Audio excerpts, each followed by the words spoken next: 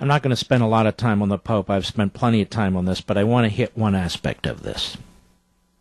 The Guardian newspaper a few months ago reported that Pope Francis recruited Naomi Klein in the climate change battle.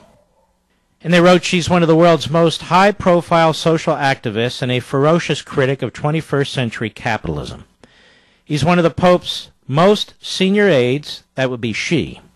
And then they're talking about Cardinal Peter Turkson. He's one of the Pope's most senior aides and a professor of climate change economics. But this week, the secular radical, that would be Naomi Klein, will join forces with the Catholic cardinal in the latest move by Pope Francis to shift the debate on global warming. Now let's stop there.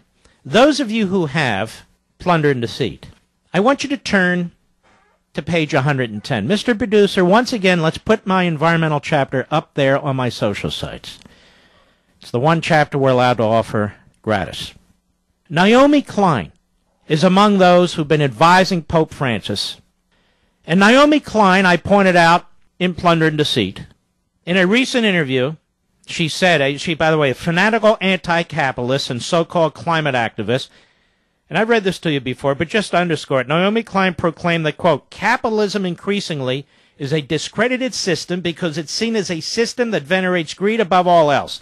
There's a benefit to climate discussion to name a system that lots of people already have problems with for other reasons.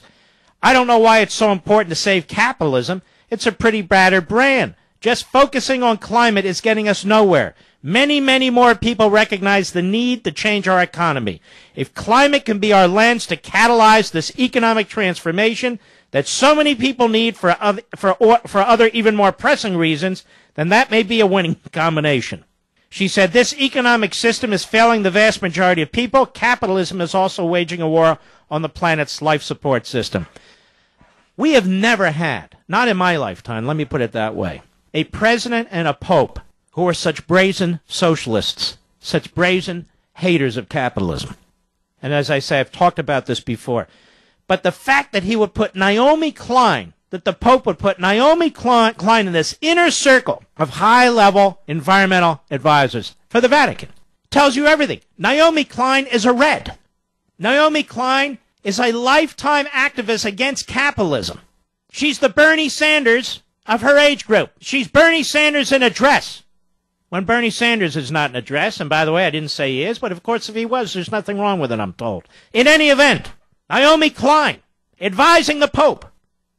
Right there, in Plunder and Deceit, you get to learn who Naomi Klein is. Naomi Klein is so preposterous, so radical, such a crazed leftist, that of all the goons and goofballs that I could have put in my book, she's one of them. And she's advising him. And advising more than him. So I wanted to point that out from a Guardian piece just a couple of months ago, which is really quite stunning, I think.